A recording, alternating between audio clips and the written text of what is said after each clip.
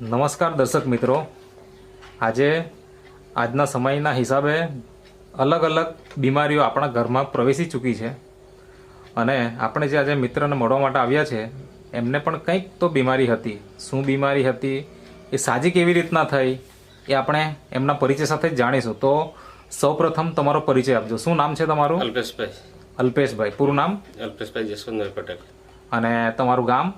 આછાવણી. એટલે કયો તાલુકો કહેવાય? ખેરગામ. અને જિલ્લો નવસારી.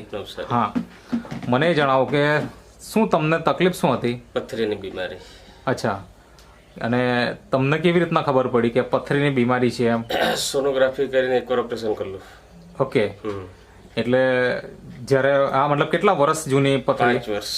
5 વર્ષ. ઓકે, તો 5 વર્ષથી પથરીનો પ્રોબ્લેમ હતો. તમને ત્યારે જ ખબર પડી કે જ્યારે તમે હોસ્પિટલમાં ગયા અને સોનોગ્રાફી કરી? અચ્છા, અને તે પછી ઓપરેશન કર્યું. અને તે પછી પાછી. અચ્છા, મતલબ એક વખત ઓપરેશન થઈ ગયું, એક વખત સોનોગ્રાફી કરાવી અને પછી એનું ઓપરેશન કરાવ્યું એટલે એ નીકળી ગઈ, પણ પછી પાછી થઈ. બરાબર.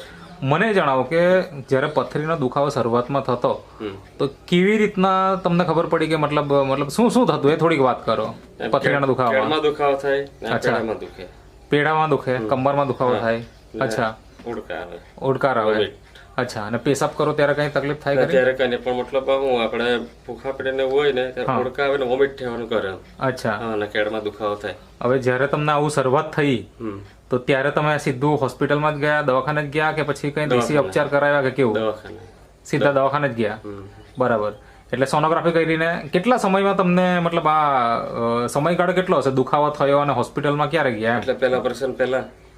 હા, ઓપરેશન પહેલા તો મતલબ દુખાવો થયો પણ નોર્મલ એટલે ગણકાલો નહીં ઉઠો એમ. અચ્છા, કે આટલી મોટી હશે, સહન કરી લીધું એમ? હા. 29 એમની એક ને એક છે તો 18 એમની. અચ્છા, હાથે કિડનીમાં. ઓકે. અને એનું ઓપરેશન થઈ ગયું? હા, થઈ ગયું. અને પછી વળી પાછું કેટલા સમયે આ પાછો દુખાવો પડ્યો? 1 વર્ષની અંદર પાછું તરત જ. 1 વર્ષની અંદર પાછું તરત જ. ઓકે, તે જ જગ્યા પર. અચ્છા, અને પછી તમે પાછું ડોક્ટર પાસે ગયા હશે? હા, ડોક્ટર પાસે સોનોગ્રાફી કરાવી. અચ્છા, હા. તો ત્યાં આગળ તમને પાછું પથરી બતાવી? હા, પથરી બતાવી. અને પછી એનું શું કરાવ્યું?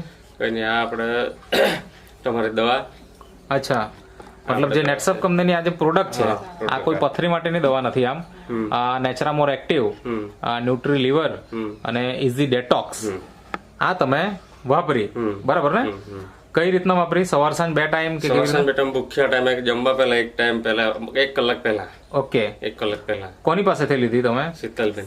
આજે અહીંયા બેઠેલા છે આ શીતલબેન, એમની પાસેથી તમે આ વસ્તુ લઈ લીધી અને તમે શરૂઆત કરી. તો કેટલા દિવસ પછી તમને રાહત મળી અથવા તો તમને એવું લાગ્યું કે હવે સારું થવા લાગ્યું છે? આ મને છે ને 15 થી 20 દિવસમાં ચા કમરનો દુખાવો હતો ને એ સારો થઈ ગયો. ઓકે.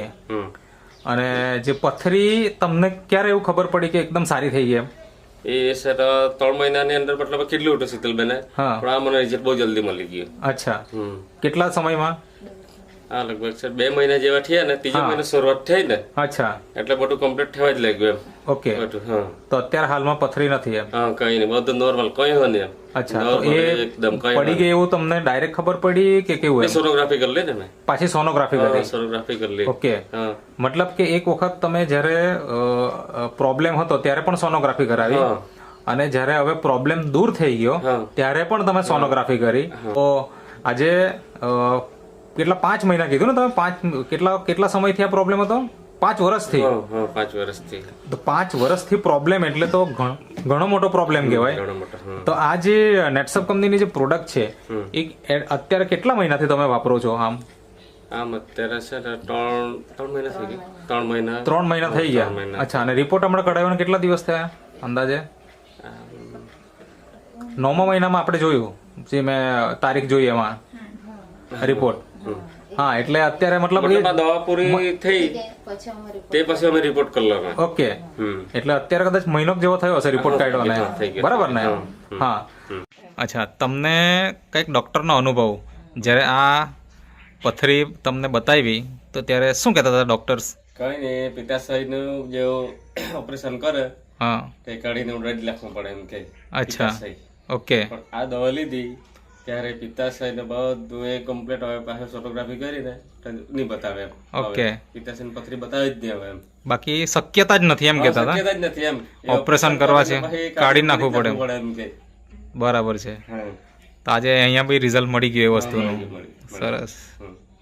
તો આજે ઘણા બધા લોકો કે જેમને આવી સમસ્યાઓ છે જ હમ. બરાબર પથરીનો પ્રોબ્લેમ હતો એની સાથે સાથે કમરનો પણ પ્રોબ્લેમ હતો ને મને પ્રોબ્લેમ તો મને એ જણાવો કે એના કારણે કામકાજમાં તમને શું અસર થતી તમે શું કરો છો પહેલા તે જણાવો. હું ડ્રાઇવિંગ કરું ઓકે ક્યાં આગળ વલસાડ ડેપો. વલસાડ ડેપો એટલે બસ ચલાવો છો ચલો. ઓકે અને એના હિસાબે આમ જોવા જઈએ તો રસ્તા જો સારા ન હોય તો આપણને કમરના પ્રોબ્લેમ આવે જ. પ્રોબ્લેમ આવે તો તમને એ પ્રોબ્લેમ હતો હતો.